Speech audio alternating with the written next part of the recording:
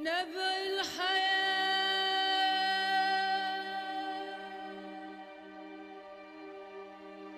نبع الحياة نبع الحياة يا زمن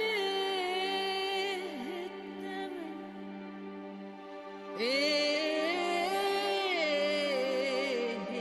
الثمن نبع الحياة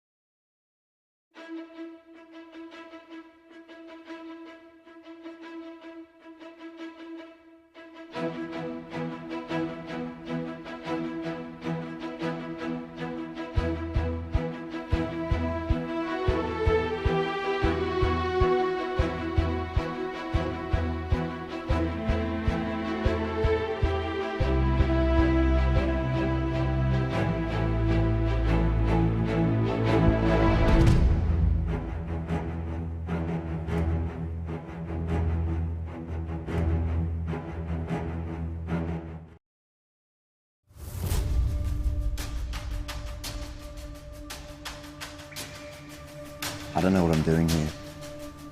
Came all this way with Paul for him to get himself arrested. And you are? Luke. You a doctor, Luke? He's also a writer. Did Jesus like telling stories? He told loads of stories. He talked like that all the time. But why?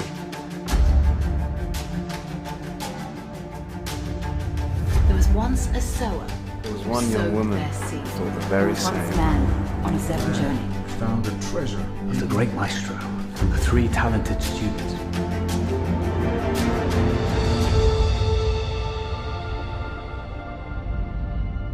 We need to keep the city safe. James is getting worried. Understandably. Luke, come on. We waited for you for 4 days and you never came.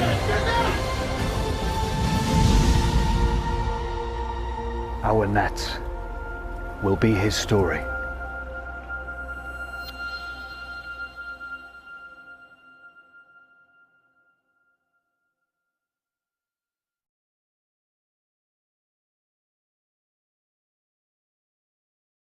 Hello, hello, hello, and welcome everyone to the Testament live stream. Welcome, welcome, welcome. Thank you so much for joining us. Thank you so much for being here. It's really great to be with you. If you don't know who I am, don't know what any of this is about, my name is Paul Syrstad. I'm the creator and director of Testament, which is an upcoming multi-season series, which is going to retell the book of Acts in an alternate modern setting. So it's going to start on Acts chapter 2, the day of Pentecost, and journey through all the way to Acts 28. And we're looking to do this as a TV series, 8 episodes per season, hopefully 5 seasons, we're looking at that. And we're doing this in a world that looks very much like yours and mine right now. So it's a cool project. I'm really thankful that you're here. Welcome. And I tell you what, if you are new, why don't you type in the chat and say, hey, it's my first time here. And I'm sure one of the other fans and one of the other people who are watching will welcome you. And if you are an old-timer, if you know me, if you know the show, if you've watched all these live streams, why don't you just type into the chat where you're watching from, what's been a real encouragement this week for you, what you need prayer for. Why don't we just as a community just pray for one another and make sure that we're encouraged, because as well as being a good thing and a godly thing to do, also it helps the really weird algorithm thing that Facebook and YouTube likes. Really what that means is if it knows that people are watching and engaging with this live stream that we're doing right now, it means that they will put it in front of more people, which means that then more people will know the show, and then the show will grow, and yada, yada, yada. That's the whole reason why. But above that, let's just encourage each other and just say welcome. Why is this important? Because right now, at this very moment, right now, we are live for investments into Testament the series, which is quite exciting. It means that if you head over to angel.com/testament, you are able to invest in the upcoming series.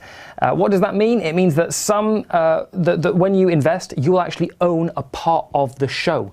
So not only is your money going to help make this series happen, is it actually going to push this towards the finish line, but also it means that one day, if the project, the series will one day make money, it means that you would share in the potential profits, which is quite exciting. So not only are you making something happen, but potentially you actually share in the profits as well, which is really cool.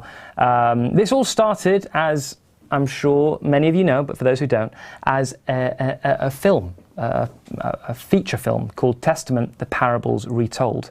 Now, it's a little bit of a different kind of feature. It is one that encapsulates and draws in 5 short films retelling some of Jesus' most famous parables, and puts it into the setting that follows the character of Luke, and it kind of interweaves all these films together. So Testament, the Parables Retold, which is right now available to watch for free on the Angel Studios app.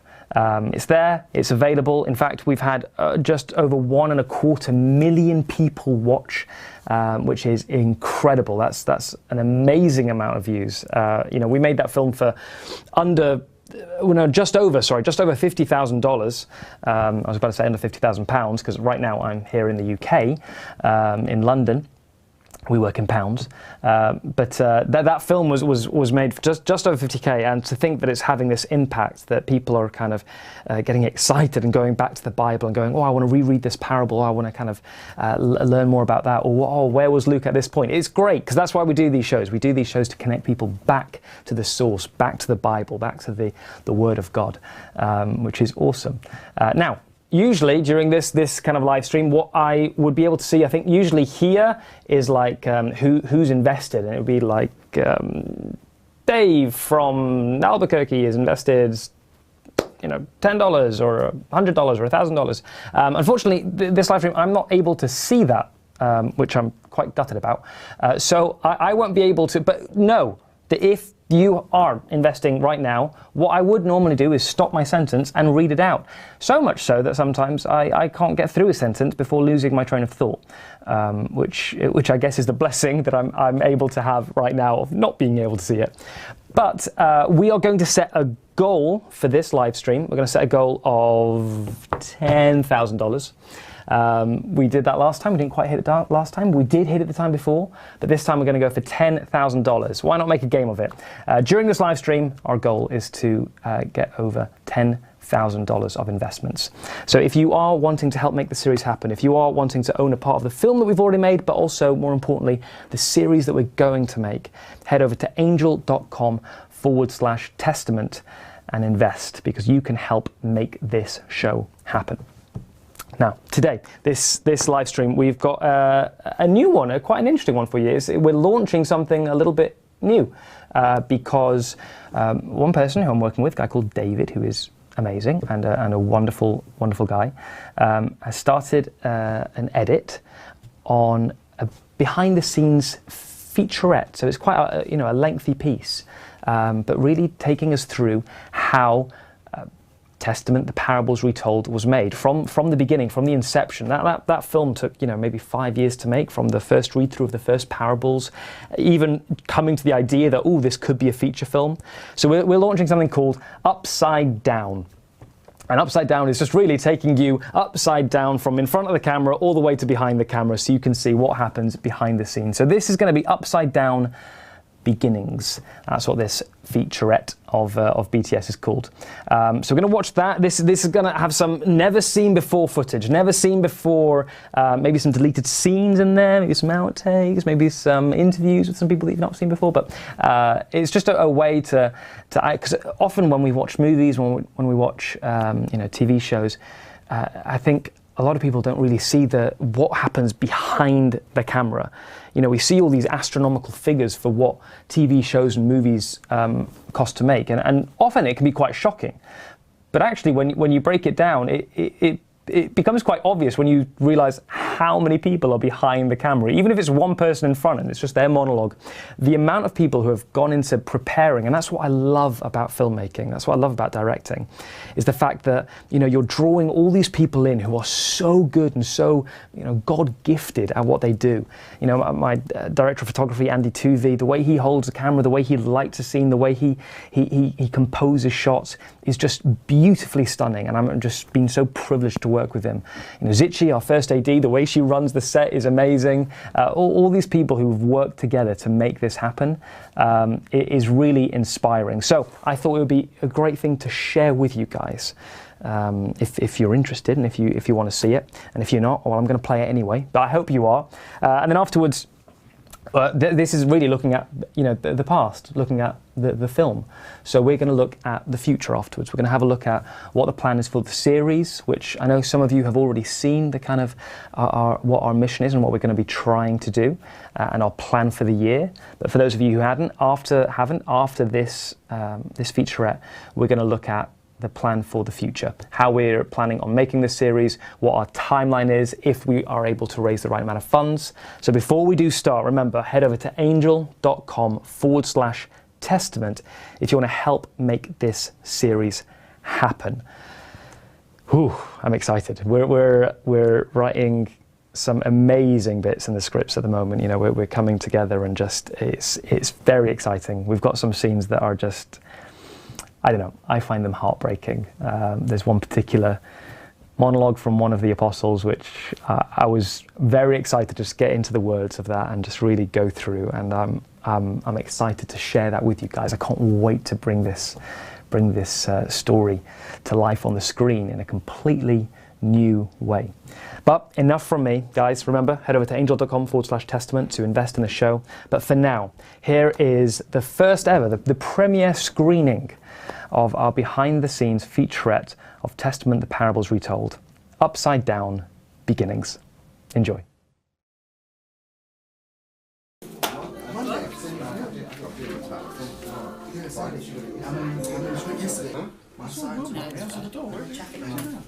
Changed internally, but we still want to get an aspect of the parable across. So we don't want to make them unclear or metaphorical. We want to make them really like, I can relate to that. If you get me. So before we go, I'm going to ask Nick if you can open us in prayer. When he does it and you follow it, right? So it's just totally amazing. But yeah, so at the end of 2018... Well, Testament was an odd project from the beginning because it didn't start off as Testament. I kind of had this idea to retell parables in modern settings, to just try and connect people with the stories. And then whilst we were, I think it was after we finished The Good Samaritan and leading up to the third one, I started to think, how can we weave these all together? So what we've come up with after the 5 short films, I wrote Testament. Delayed welcome and thank you and everything for being on Testament. This film has been in the works since 2018. We appreciate you. Next 2 days are going to be big. It's big, long days, but we're going to nail them with everyone's work. So let's do this. Thank you. Let's go. Testament tells a story that happens to be in the background of the book of Acts. And the thing is about the Bible, and this is why really making this film is on my heart, the Bible is full of such like incredible, meaty, gritty, dark sometimes stories. And I think we miss it sometimes because the language kind of sometimes puts us off. I think sometimes people can look at the Bible as like a 2D thing and forget that these are like real people and are 3D and, you know, have lived experiences. And I think by bringing into the 21st century, I think that shows that the Bible is not this 2D flat thing, that these are real people with real experiences and real similarities. What I liked about Paul's vision for the project was giving these familiar stories for me a new look, a new twist by putting them in a modern day setting. Testament tells the story of Luke. Luke journeys to the capital, or the holy city, and this is kind of the backstory. He journeys with Paul, but you know, bad news is Paul gets arrested and taken to an unknown location, which just plants Luke in the city all alone. He doesn't know what to do.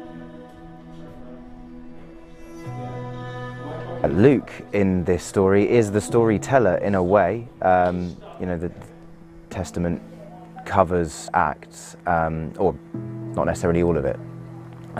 But yeah, this is the story that I end up telling, but I'm living through it almost.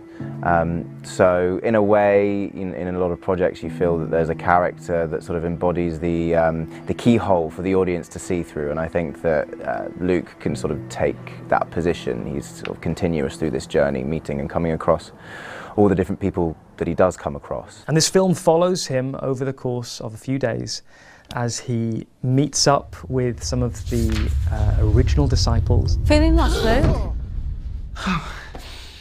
Magdalene, you really scared me there. I didn't hear you. Sorry, yeah, I guess being light on our feet is part of the job these days.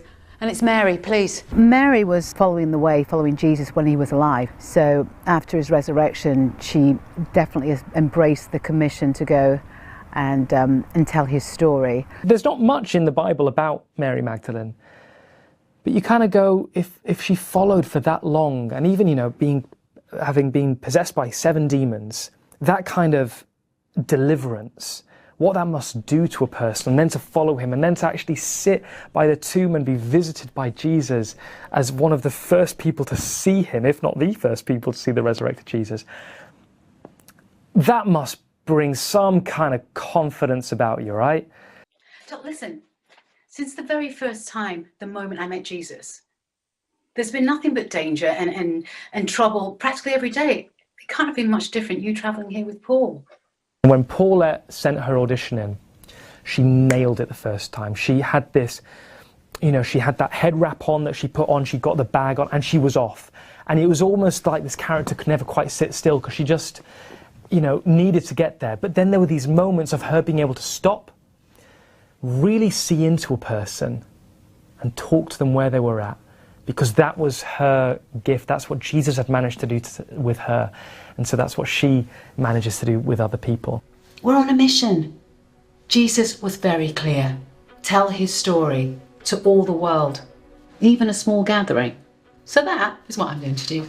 Luke gets to hear and encounter Jesus as a storyteller, which kind of sets him on his journey as not only a doctor, which he is, but also a writer, which he is going to be. Would you like to hear a story that Jesus told us? Yes. Yeah? Okay, let me think. Oh, now this one's a little bit confusing, so you're going to have to listen really closely.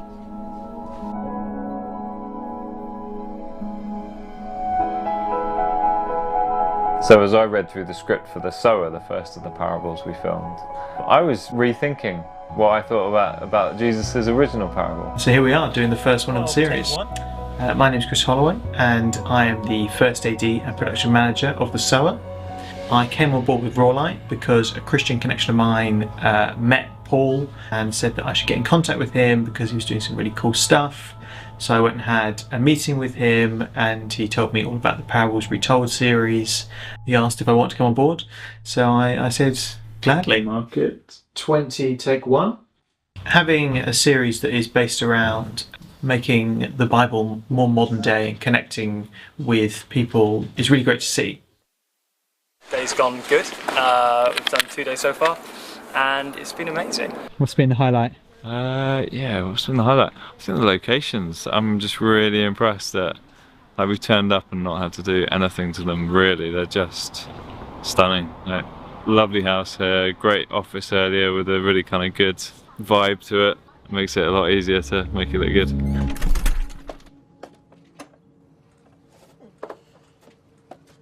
Well, my name is Grace. I play the character Chantel in this film. She's a really happy-go-lucky girl. She's a great friend to all of her friends, but she's quite easily led. So in this film it transpires that actually, I won't say she's gullible, but actually she is quite easily influenced by her friends and by people she meets, and that might get her into a little bit of trouble in the film. Go home. Make sure no one sees you and hide it. Put it somewhere where you forget you ever had it. In the lift. Perfect. And you have my word, I won't tell another soul. You would say that the character I play, named the Mysterious Man, is the embodiment of evil within this narrative. He's an agent of dark forces. And I suppose the character operates in the narrative in a literal sense, but it's also metaphorical. He represents these things, these interventions, these problems that might occur for somebody who's trying to secure or plant their faith. Action.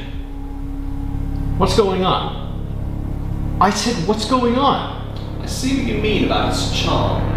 It was one of the scripts that when we did the first read-through, it really jumped out at me, particularly the arc of the character I'm playing, the Mysterious Man, and the way that he maliciously tries to block that signal, but can't, because the signal is stronger than the intervention. It's about the individual making sure that they're really open to it. And now you want to play the part, right? Yeah. I'm all over it, cast me out. People's like a fresh read. I think there's something about the parables as a whole where the morality of them is universal. The sower is about being open, isn't it? It's about being open to that channel, open to that message, not letting things block that message. Replacing the agricultural and making it based in a more urban, realistic setting that modern audiences can understand and interpret. It is a film that is about sharing, about learning new information, and not just keeping that to yourself, and sharing that with others around you that you may know or you may not know. And so it's just kind of about, and I think this is what is really on Paul and Faith's heart, is making the gospel and making Jesus accessible. When he first started talking about the vision and the dream behind Raw Light, that's kind of what captured me, because it's the why behind Raw Light that gets me, because I'm not an actor. I don't know any of the techie stuff that's going on, and that's why my job is driving, because it's what I can do. And if I need to run to the shop to get something, I run to the shop to get something. Anything that makes the name of Jesus famous in a contemporary way is very cool, and it's that as the backbone of Raw Light, communicating the gospel. That is what I'm about.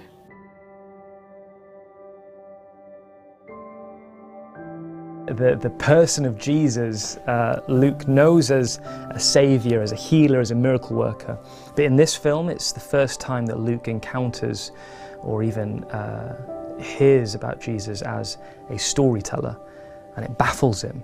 He's just like, hold on, Jesus told stories, why? And I think that question, why, is the thing that drives him through this film. But why? Why what? But why teach with stories? Doesn't that make everything confusing? Everything he did was confusing. The way he arrived, the way he died, coming back. I think he just wanted to make sure that we were paying attention. And a story is a great way to do that. I mean, you should know, right? That's what you're doing, writing his story. It's hard to describe Luke wholly. He's a student, I think. You know, the more I've gone through this project, the more people I've met, the more characters that Luke's had to interact with. The one continuous thing is that he's constantly learning and he's constantly listening. Have you met James before? As in Jesus' brother? Yeah, briefly when we first arrived. They're all waiting at the council room. James is getting worried. Understandably. James is a very interesting character. You know, after Peter and John leave, James takes over. And so it's almost this strange, not one of the 12 apostles, he is this leader. The great thing about James is that he's able to go from being a very fierce sort of leader when he needs to be, but he's also a people's person, you know. So I think he knows, his real skill is being able to know what's needed when. There's a lot to do. It's not just everyone, you know, praying and fasting. Yes, that's a big part of it to make sure that we're leading correctly, but these leaders had to lead and make tough decisions. And I think that what we get a glimpse of in that council room is a little bit of what that might have been like. There's one scene in the council room, and they just kind of came into the space, and Ben, who plays James, just, you know, slammed the script down on the table and was like, right guys, come on, we're rehearsing. And they just kept on over and over and over again on the scenes. And I almost as a director, I just got to sit back and watch this organic process happen. I'm sorry, but I still don't trust him. It wasn't him. So Luke's place within the council, he's new. The majority of people in that council are either the disciples of Jesus himself or those who are very closely connected. So Luke is an outsider here, and it's important not to forget that he is also a foreigner in a sense. He comes from Greece, so he knows a lot about them all, and he is, you know, he's studious, he's learned, but he's very much out of his depth as well. Ben brought this sternness, but there's this warmth that he was able to bring, especially on that rooftop scene, talking to Luke. He manages to switch off boss mode, you know, switch off the guy in charge.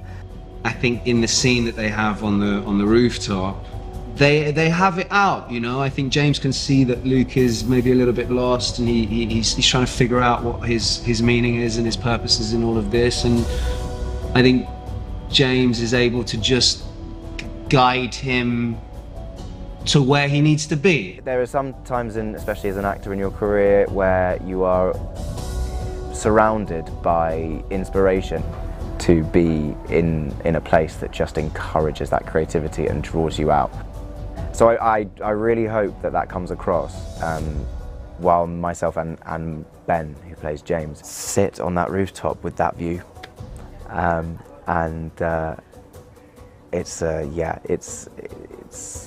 transient moment, and we felt a real energy there. So yeah, it was something I won't forget for a long time, I think. Exactly. Always surrounded by the promise of wealth, the glitz and the glamour. Working every day to either provide or strive for a better life. Thinking wealth is the answer. There was one young woman who thought the very same.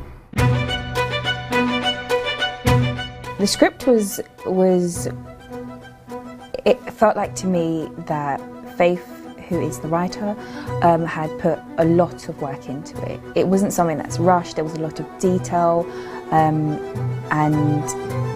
it just felt very, very authentic and very real and very relatable as well.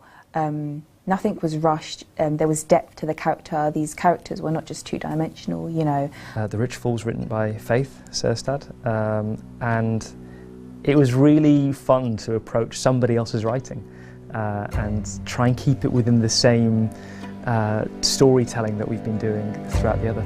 And it was very heartfelt, so the script to me was very important, and I loved it.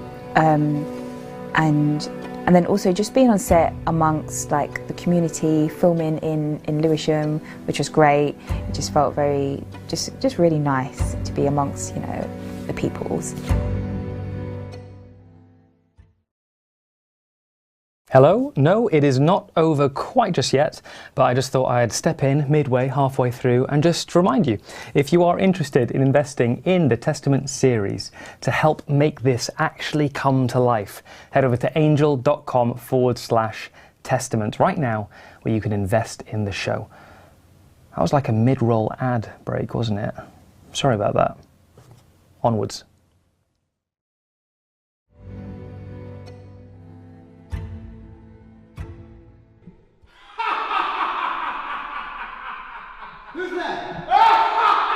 Simon's a little bit of a complicated character. He was a zealot. He was a rabble rouser. He's a terrorist, if you like.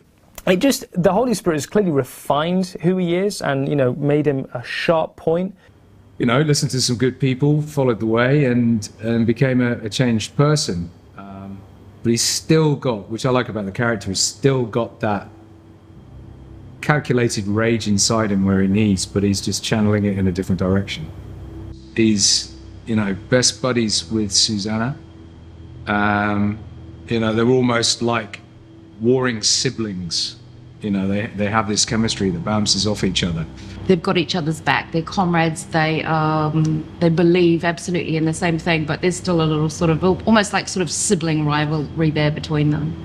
You can be ridiculous sometimes. There's always a strong message in all these stories that, you know, the retelling of, like our one, which is the Good Samaritan, is so important in these day and age. It's very culturally relevant to a Jew and a Samaritan who are culturally clashing at all times. But today we have also other cultures or people groups that clash at all times. So the spirit of the text can still be done and told. There's so many things going on that are unfair, and I think we all can be guilty of being in our own echo chamber. So we surround ourselves with people that have the same views as us. We block people on social media that we don't agree with. And I think it's because we don't know how to deal now with people that have a different point of view, and we don't know how to engage with people that don't think the same as us. But people are so quick to react and to attack first without, you know, asking the questions. So, you know, like stories with the Good Samaritan is very apt for this day. And we love them as if we were their neighbour. A neighbour? What does that mean? It means sometimes it hurts to love the way Jesus asks us to.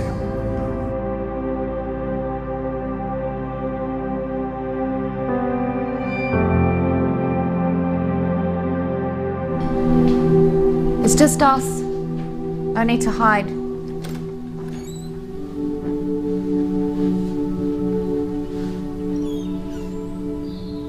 I don't know you. This is Luke. He's a doctor. He's here to help. I've heard that before. John Mark is one of the gospel writers. He's also the companion of Barnabas.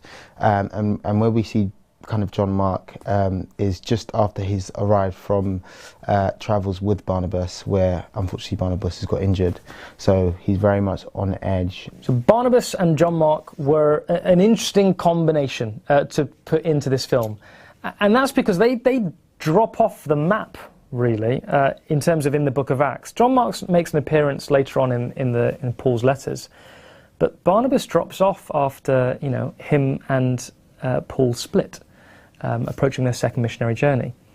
And they split over John Mark, because he doesn't really do that well on the first missionary journey, and Barnabas is like, let's give him another chance, and Paul's like, no way, don't slow us down. You know, it was very fun to play working with Josh, because we had a lot of chemistry on set, but and we kind of connected straight off set as well. But the funny thing was, we couldn't show that straight away in front of the camera, because we had to build to that point, because where, you know, John Mark meets Luke, he's very protective over Barnabas. So he's really defensive when he sees, you know, this face he doesn't know, Luke, come in to the house.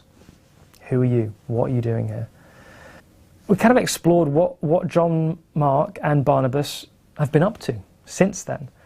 So Barnabas is an elderly man that has sold all his possessions for the kingdom, and has spent time, I think he spent time with Saul, you know, and went around with Saul and everything else, and ends up delivering John Mark to Peter, Simon Peter, one of the 12 disciples. Oh, here he is, the famous Dr. Luke. Well, I wouldn't say that, but it's an honour to finally meet you, Barnabas. I've heard so much about you. Well, not everything, I hope. Although knowing Paul, it probably would be. Barnabas, played by Anthony, I don't know, I thought Barnabas, because his original name is Joseph, and he's named Barnabas by the apostles because of the tremendous gift that he gives in Acts chapter 4. and he's called Barnabas because it means son of encouragement. So I was like, well, there's our character trait. Barnabas has got to be the most encouraging, the most warm, the most like, you know, this guy's sitting infected, you know, in bed almost on death's door. And he's like, fantastic to see you, Luke. What a wonderful, you know, come on in, come on in, come on in. It's like, mate, are you okay?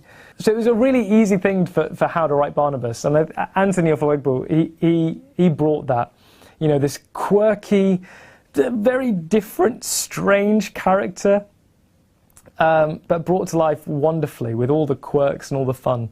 Yeah, I really enjoyed bringing Barnabas to the screen. So I worked with Kenneth Omole, who plays John Mark.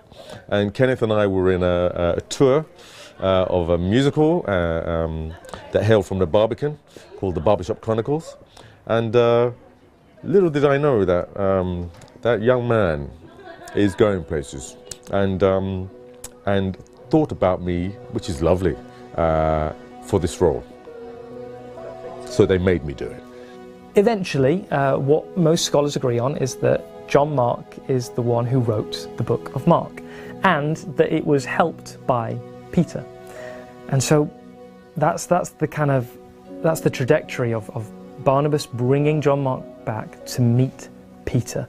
That's what's been the big eruption in the city since then. It's because the fisherman has been spotted. Peter's back. Oh no, what's he going to do this time? And it's all because he's trying to meet up with John Mark.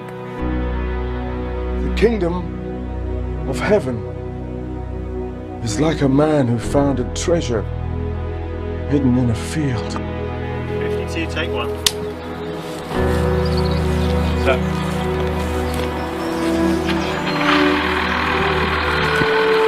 The Hidden Treasure was actually based on a true story, because obviously the parable is so short. But this family back where I lived up in the Midlands at some point, they were pastors of a church, and they had, I think, 5 kids, and they sold up everything they had. They bought this field, and they bought a caravan. And all of them lived in this small caravan for years and years and years, because they were saving. And they were saving to build this incredible youth retreat centre, Christian retreat centre. And I was like, if that isn't the parable of the hidden treasure, you know, God had placed the treasure in their heart. And I was like, well, what? So this parable isn't just, you know, a man finds a treasure, but what does that do to a family? What does that do to a man? What does that do to us who have to sacrifice all? Then give it to him. What? Everything. Chris, it's where we're going after. Brilliant, yeah, I'm ready. Yeah. The hidden treasure. A cross-country road, the main path clearly visible, but there is also a narrower path that veers off. Best church support we got came from one of the guys who just got in touch randomly, and then he said, what are the parables you doing, by the way? Well, we're going to do the hidden treasure at some point, so we do need a field. But he was like, I can sort that out for you. I reckon we could film the whole thing up there. I was like, okay. So Ben managed to get the whole of Dis Baptist Church to come together and just support us. They gave us all the locations. They gave us a great field, a tractor, as you can see in the hidden treasure. They gave, they fed us. They did all our catering. They put us up. They gave up their houses. That church really, you know, rallied around this project. I've really enjoyed the setting, being in Dis. Beautiful surroundings. The church and the way they've kind of helped and made food and put us up and provided locations has just been incredible. Generosity there's just been so lovely. I think just coming to this has been the best part. I think we have been so blessed. I don't know, I just think Paul is like, what he was doing is just blessed. Because it's blessed with the crew, it's blessed with the cast, it's blessed with location and just like the provision. Don't treat me like a kid. We're not treating you like a kid, we're trying to discuss this as a family. You're gonna have to trust us on this. No, I don't. Shay. like everyone that's on the like team and everything is really nice. The cast, everyone is really lovely. We got on really well, and I feel like me and the Kai, the one who plays my little brother, we just instantly, you know, just became friends. It was really nice. So I felt, even though we had such little time, I feel like we built such a good friendship with everyone. So yeah, I really enjoyed that. My name is Kyran, and I play Jamie. My favourite thing what I did in this is I like to make new friends and be on camera.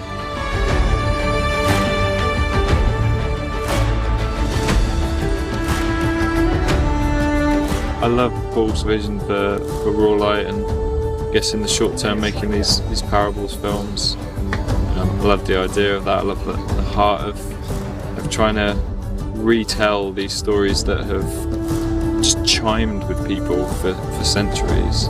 Just retell them in a setting that is relevant for people today. So it was great actually when we finished the whole movie of Testament, the Parables Retold, we did a screening up there with them, and that was just absolutely brilliant. It was so good for them to see their own town, their little town, up on that screen. But that church was absolutely incredible and so supportive, and yeah, we really felt God's hand on that one. Oh, well, my favourite scene I think has to be when Barnabas has a vision, you know, terrible vision, where he sees that the temple guard, you know what I mean, the persecutors, are coming to the house. They've found out where we are. And he jumps up, you know, and has to tell everybody to get their things. We've got to get out of here. And so there's this, you know, there's this absolute rush to try and get your things, you know what I mean, and get out of the house. And it's about running again. And I think he knows he has to, well, he can't move because he's still injured. And he gives himself up to the authorities that do smash down the door and smash him down too.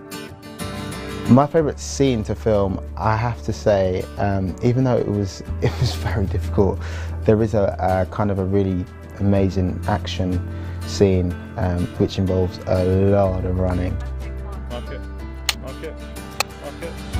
do not know. They never used the shot. All that running for no reason. And that was filmed on the hottest day of the year, I believe. So me and Josh, we were knackered, but it was so fun.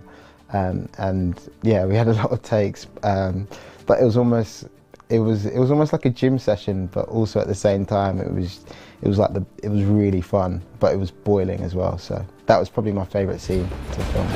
Wait! What? I don't know. We just need to wait.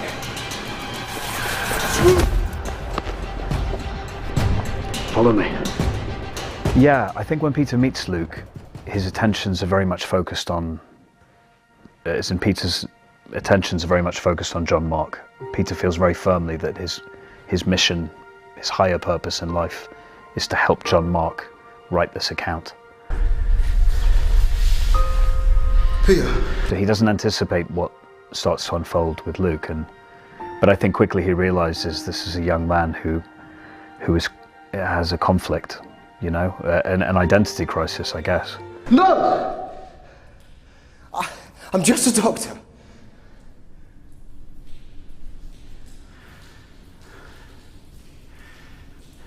No one is just anything. The concept and the story, it caught my eye when I was looking, you know, through the casting.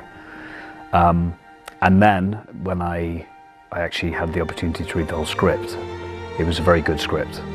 At first I was actually auditioning for Simon Zealot, and then Paul came back to me and said, we'd like you to audition for Peter. So Peter, the fisherman, he's an interesting character. Because we get from the Bible accounts that Peter is, you know, heavy-handed, front-footed, you know, he was always in on, you know, whatever people are saying, getting stuff wrong. He's very forward, but I kind of thought this film is set 20 years after. We kind of arrived at this Peter that was a lot more quiet and heavy, but still with the same passion and intensity that he could have. It's a real gift of a role in many ways. You know, it's full of, I think, what you look for as an actor, full of energy, full of meaning, a sort of elevated level of truth and meaning. I think that's the best way of putting it. So it's a wonderful thing to get into and connect with. Have you ever heard the story of the great maestro and 3 talented students?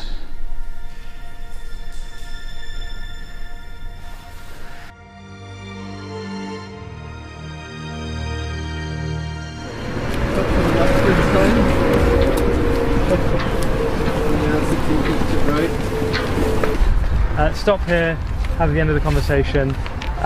One's heading that way, one's heading that way. I think Becky goes that way, Chris goes forward.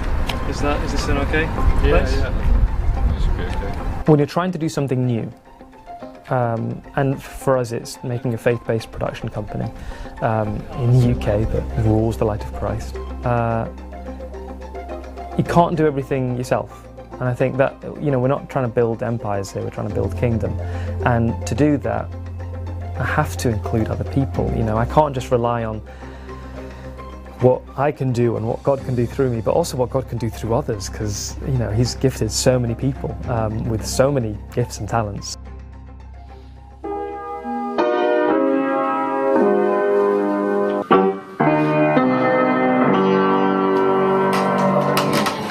In total, I've probably learned about a page of it, probably. Yeah. So what, 23 pages? 23 pages, yeah. I called my friend who is a pianist, and he sort of taught me before. Yeah. When I was at uni. I was like, you could show me that first page. I was like, hi Sean, can I play this? And he's like, yeah, you'll be right. I was like, right, thanks. Okay, thanks, Sean. Yeah, thanks. But it's a good lesson in when there's set requirements for a role, and then people say, I mean, yes, anything, and then suddenly you're in a situation and you're kind of. Yeah, it could be really, really embarrassing if you're like saying, yeah, I can ride a horse, just like get on the horse. That's what Orlando Bloom did, wasn't it, for his Lord of the Rings mission? They were like, have you done archery off the horse before? And he was like, yeah. It was important for me to not hold on too tightly and to go, right, who else wants to have a go at this? There's a team of like some writers that they're all in the credits as supervising, I think, script editors or something like that. I'm Saul Matlock. I came to be involved with Rawlight through being good friends with Paul. My involvement would have begun about 12 months ago when Paul approached me about adapting one of the parables for the first series of 5, which I did. From a writing perspective, it can be difficult. It can be difficult to know whether you've captured the essence. So it's hard when working with a modern world, whether you've not watered down the message or whether you've misinterpreted the central idea of the parable. That can be tricky. It's approached with a lot of prayer, a lot of caution. You know, I run it past pastors, I run it past, you know, some teachers and things like that, just to make sure that I'm not missing something, or that I'm, you know, not being true to the spirit of the text. But then when we do translate it, I guess in some sort of way, when we do take it into the modern day, it is saying, when I read this, am I still getting the parable? I read through the script quite a few times to understand the story, to understand the overall idea, and also to really get a sense of who the characters are. And then I will talk to Paul, so I want to hear his vision and how he sees the story. And then from there I just did brainstorms for each character, so I wrote down things that they may like, if during their free time, what would their hobbies be. How can I carry this and the baby? Hello? Yeah, I'll give it to you. Oh, what's that? It's my new bag of bricks. Can you take the baby? Bricks.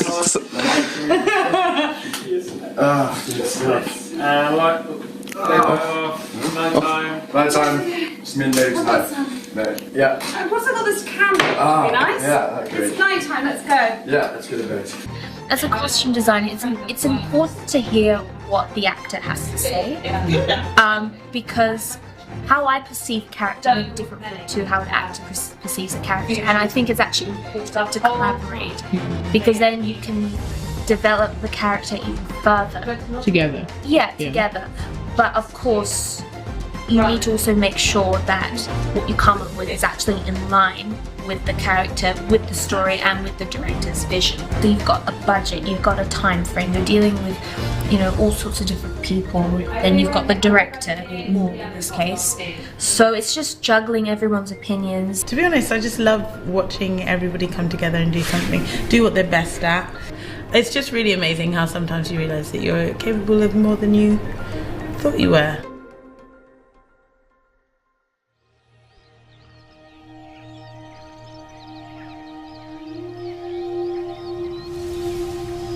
And for that beautiful monologue that Alex Francis so gorgeously delivers, I think the main thing that we talked about was Peter misses his friend, sitting, laughing and eating with Jesus. And so that kind of came into the way he delivered that final monologue, which I thought was just, yeah, it's one of my favourite moments. I cried the first time I had it in the edit suite because it was so tender. It was a wonderful scene to do because, you know, Peter's waiting for this sign. He's waiting for how he's going to approach this with Luke, realizing that the Spirit has sent very clear signs that Luke needs to write this down, but he's hesitating. And I think, you know, they're walking along and they're almost to safety, and, you know, find a sign, waiting for a sign, because he doesn't know how to approach this situation with Luke. He knows that Luke has this destiny, but like with all destinies, you can't push someone into it. They have to find it themselves. And then suddenly he sees the net, and it was on a shore like this where he first met Jesus, and then he realized that that's the moment. So that's why Luke, really, because it's his journey of becoming a writer.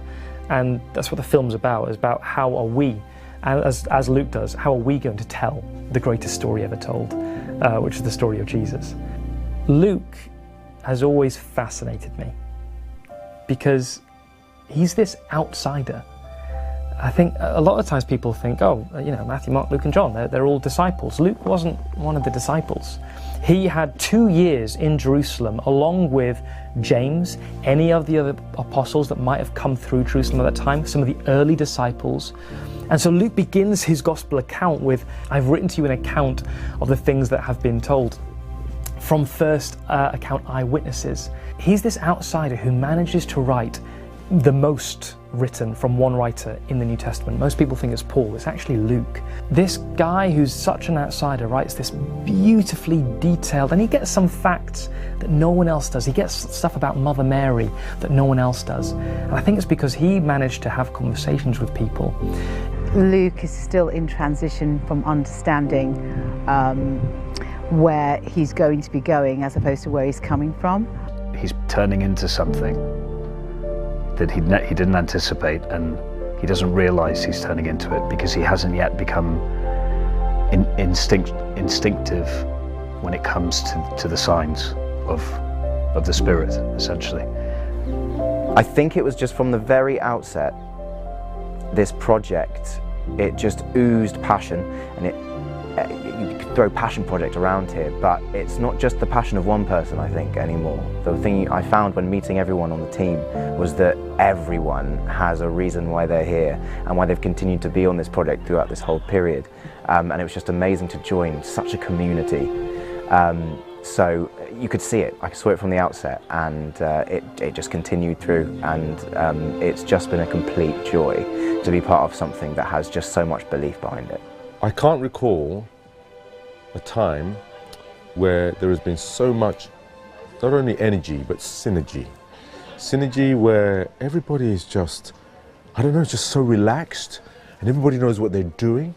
Everybody seems to be at the top of their game. It's been like its own ministry in a way. Everyone's hearts, I think, are on their sleeves, and everyone's very open and honest in who they are, and there's no excessive pressure, and no one's pressuring anyone to be someone that they're not.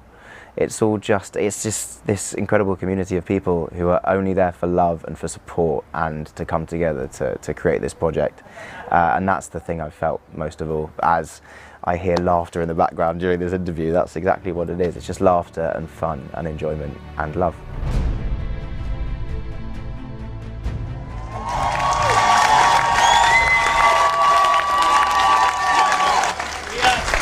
We don't have much time in the building. I just thought it was important to say that just because of this film, so we've actually distributed now with Angel Studios, who are the same people who do The Chosen.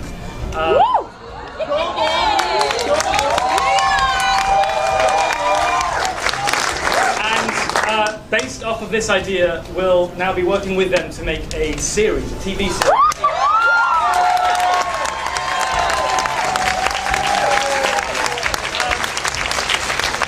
I want to say thank you so much. God bless and have a very good night. After watching Testament, I think you'll want to open your Bible. And if you don't have one, I think you'll go looking.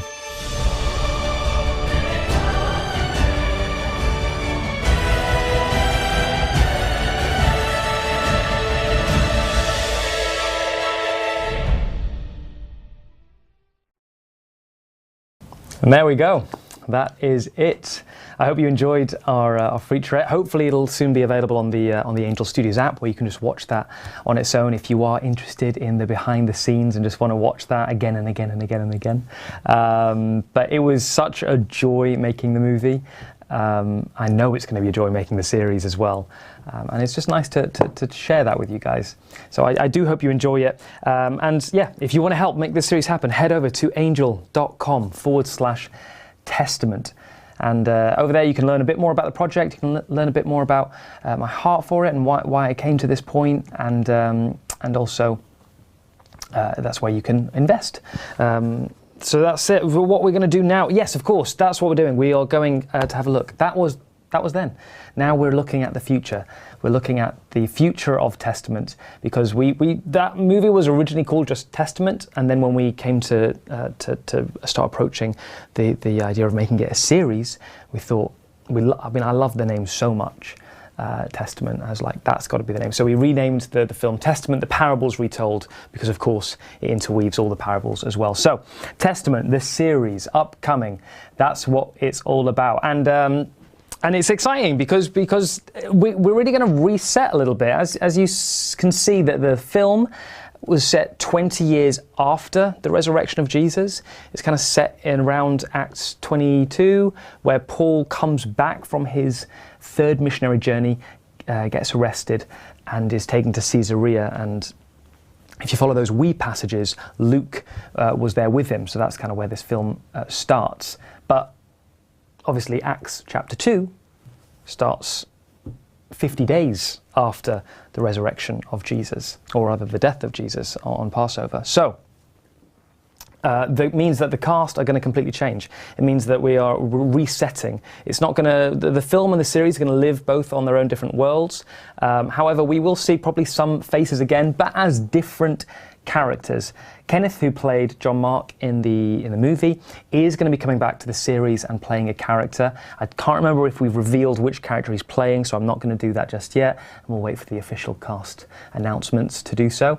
But he is going to come back, and hopefully a few of the others as well, because the cast were wonderful and I loved working with every one of them. They were just brilliant and a lot of fun and just good, nice, kind people, as you saw there.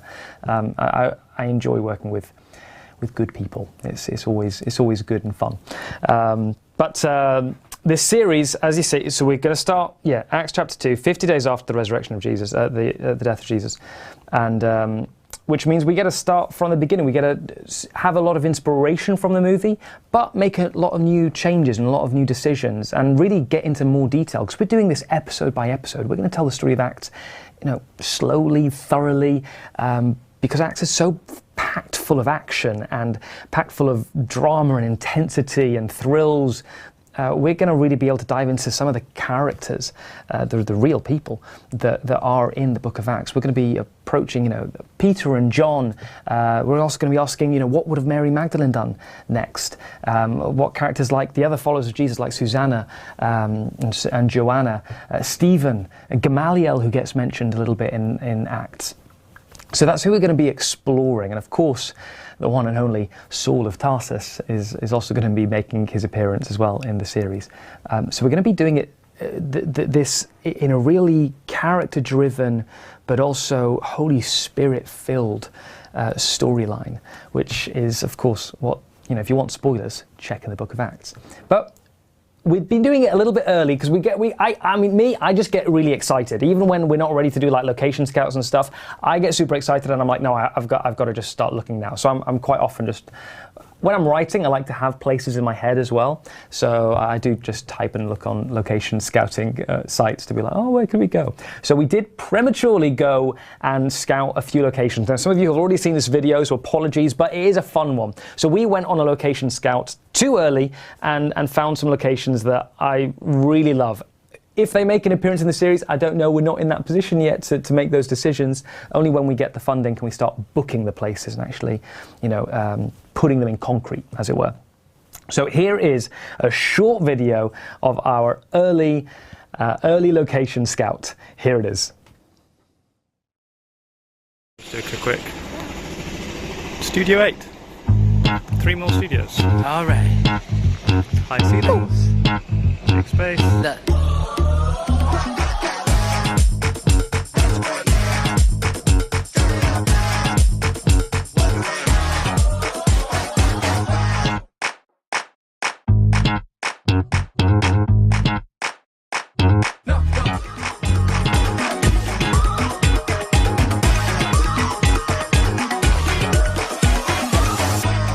Hey guys, so little sneak peek. We are doing a location recce at the moment for later on in the series. Should I tell them the name of this? What this will be? Do I? Yes. So we're looking at where the Grand Sanhedrin will meet, which is I think it's like the place of hewn stone. So we have this little location that we're just looking at right now, which is just crazy. Isn't it amazing? So very excited. I'll show some more pictures and more things, but we're very excited about this one.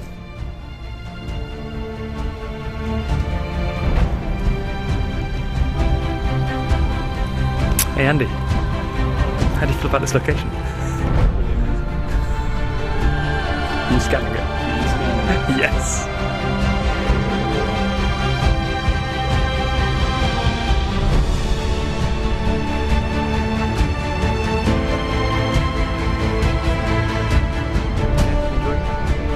I'm enjoying it. I'm loving this place.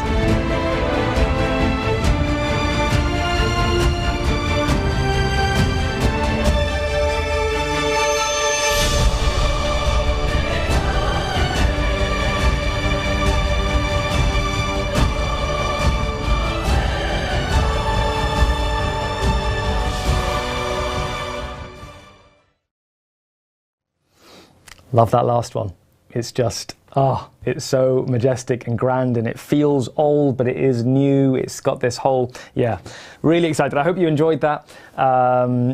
It's going to be really a lot of fun. We're going to do a lot of, I think, approaching it now. We're going to do some studio stuff, build some sets, build some of the rooms, but we're going to be doing a lot of shooting on location, and I love shooting on location. It's just, when I was an actor, that's how I started.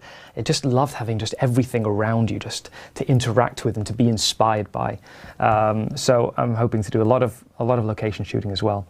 But also we've got a few kind of images, a few mood boards as you're about to see on the screen now. So here are some locations and some character mood boards that kind of give a feel, give a little taste of what these are. I mean, these are very early designs, and they're done by me, so that they're not done by me by the help of a computer.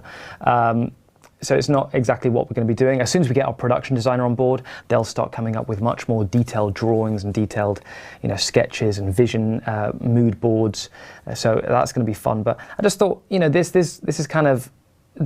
That's what this series is going to try and do. It's going to try and straddle this old and new type of storytelling, because we are taking this ancient account, this ancient narrative of the Book of Acts, and we're ripping it from its timeline and putting it into this alternate modern day. But I'd like it to honour the past and yet put it into the present. So it's gonna be a really interesting production design. Also the cinematography style, we're going to try and keep it feeling like an old, the old classic cinema that we so enjoy now, that we so recognise whenever we see. And that's, yeah. So here, these are a few images that I thought you might enjoy. But in terms of a plan of action, this is what our year is going to be if we get the funding in time. So as you can see here, in May is when we're going to officially begin our pre-production. It's where we're going to start looking for our casting. Where we're going to bring a casting director on board and start that process, which is a long process. And doing a lot, bring on the production design, start getting all the art ready, bring on our costume designer. And that's going to move on until July. We're going to do 2-3 months of pre-production. But in July, as I said, was an actor, so I enjoy rehearsals. We're going to do 4 weeks of rehearsing with the actors at the same time as costume fittings, but we're going to really just dive into what these the characters want and what they don't want and what they're fighting against and what they're fighting for, and that's what I'm hoping to get a lot of the work done in these 4 weeks to really for people to get a good grasp on what they're going to bring on set, because we made this film in a scrappy way. We're going to make this series not as scrappy, but still our scrappy trademarks. We're going to be moving fast. We're shooting a lot of pages over the production period every single day, and so all the actors need to be on it. All our team just need to be on it. So it just means quick, fast-paced stuff. So the more prepared we can be, the quicker we can be on set. August 7th is the day that we are planning to actually go for our principal photography. That's when we're going to begin. We're going to do 16 weeks or 80 days total of shooting. For our principal photography. We're going to probably do 1 week break in between, just to have like a little bit of a breather and a little bit of a reflection on how we've gone, look at some of the edit suites. And during this time, we're going to try and have an editor on with us whilst we're in production. And why is so we can start the post-production process as we're doing the production, because we'll be bringing out a lot of footage over to them as much as possible every single day, so they can actually start on that edit. And that means that hopefully, if everything goes right, we can get episodes out to you sooner rather than later. So 2024 is when we're thinking that the episodes will be released, hopefully on a weekly basis. But we are I'm aiming, and it's not a promise by any means, but I'd love to be able to show the first episode, maybe even the second, December 2023. That is a big goal for shooting something, this summer and to have it out by December. It's a goal. I'm going to aim for it. I'm going to try do it. But again, all of this is dependent on us getting backed and funded in time. So if you are wanting to help make this happen, do head over to angel.com/testament, where you can do exactly that, where you can actually help bring this whole thing to life. It's really exciting having you guys on board from the get-go, from the beginning. And I know, like all these live streams as well, we've been talking about the film a lot, we've been talking about what we've done, and I'm really looking forward to the day that we actually start producing the series, because by then we can actually bring you into that process as well. And I'm not talking about the perks, because obviously when you're investing, you can invest to a certain level and actually be an extra, or have a VIP tour of the set on one of the days, or there's investor lunches and stuff like that. That's all there as well, and I'd love you guys to be involved in that. But also, I want to bring on some our BTS team, behind the scenes team, to carry on these upside down smaller featurettes every other day, really, to get our hosts on to actually basically bring you in behind the camera as much as possible and try and keep it spoiler free, because spoilers can be found in the Bible, so we don't really have spoilers on screen, find them spoilers in the Bible. So that's what I'm really excited for. I'm really excited just to bring you all in to that process as soon as possible. So I know it might seem a little bit repetitive, but I'm trying to just get us through to that finish line so we can get you something new, which I'm super excited for. Now, obviously, I've been talking again about this investment video, this investment process, to head over to angel.com/testament. But as many of you have seen, a few friends and I, we made a short little film, little campaign video that we just thought would be a fun way to tell you all the reasons why we're making the show, and also why you can invest. So a few friends of mine just spent a couple of days, a weekend, just making this video. I really enjoy playing it for you guys, because it's something that I'm proud of and really happy with. We just did it scrappy, just for fun, but happy with the way it turned out. So here is our investment video.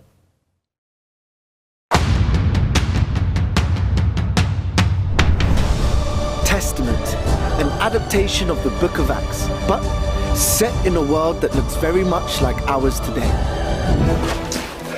Why am I saying all this?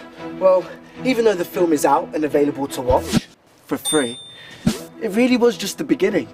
And we made it for just over 50k. Now, we're producing a brand new multi-season show, starting with the day of Pentecost and journeying through the rest of the Book of Acts. And this time, imagine what we could do with a proper budget. And that's where you come in. Testament is currently looking for investors. People like you. It's true. If you're interested in bringing this series to life and potentially owning part of the show, head over to angel.com/testament. Testament follows a group of believers filled with the Holy Spirit as they journey through danger and persecution to make the truth known, that He is risen. But why a modern adaptation? Good question.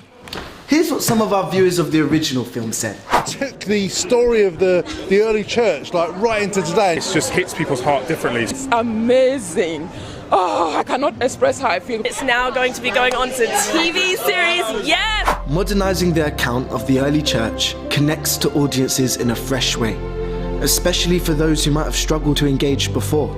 It's been done with Baz Luhrmann's Romeo and Juliet, 10 Things I Hate About You, and of course, my personal favourite, BBC's Sherlock. So join us to help bring these life-changing stories to the screen by investing today. Head over to angel.com/testament. Plus, these aren't donations. Investors could share in the potential profits. What's great is we already have a distribution partner, which is usually one of the hardest parts of making a show. The good news is, it's Angel Studios. The same studio that brought you the worldwide hit, The Chosen, and generated over $100 million in revenue from that show alone, is also bringing you Testament. On the edge of your seat yet? By order of the Temple Guard! So, what's the plan?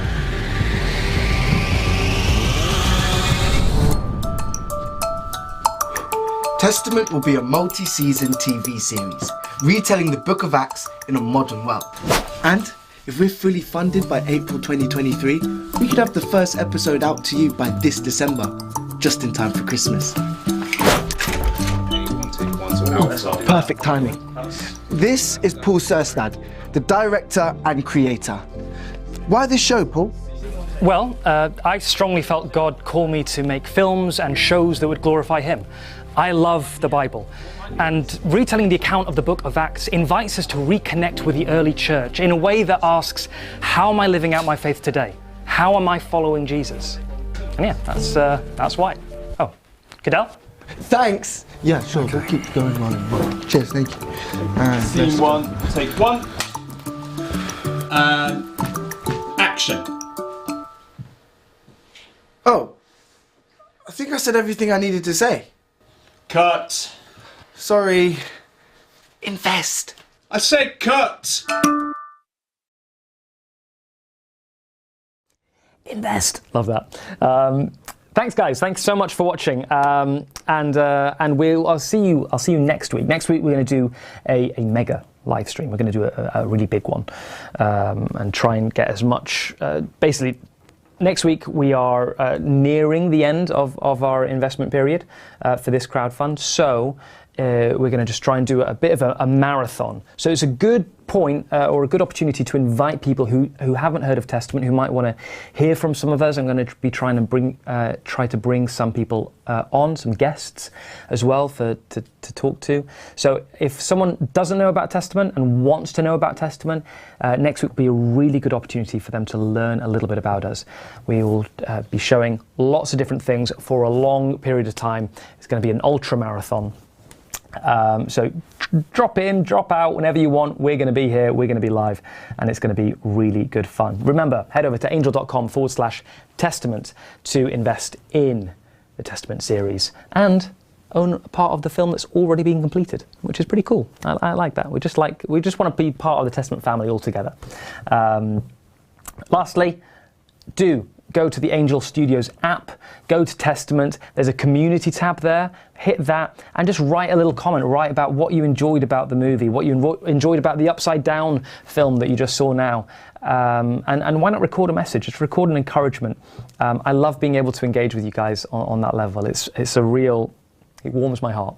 But enough from me, I won't keep you any longer. Thank you all so much. I hope you have a blessed weekend rather. Or Friday and weekend. It's kind of the weekend. But yeah, anyway, thank you so much. God bless. I love you all. Ciao.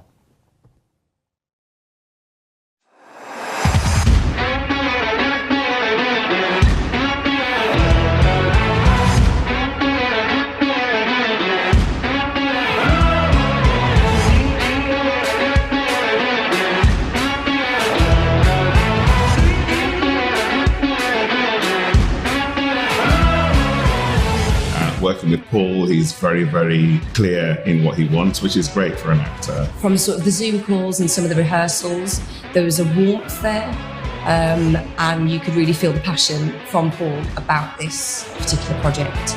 Everybody is just, I don't know, just so relaxed, and everybody knows what they're doing. Everybody seems to be at the top of their game. There was such a buzz, just such a great vibe between everyone, between cast and crew. Everyone who's here really wants to be here, and you can feel there's a lot of love on this set, man, and it's quite rare on sets.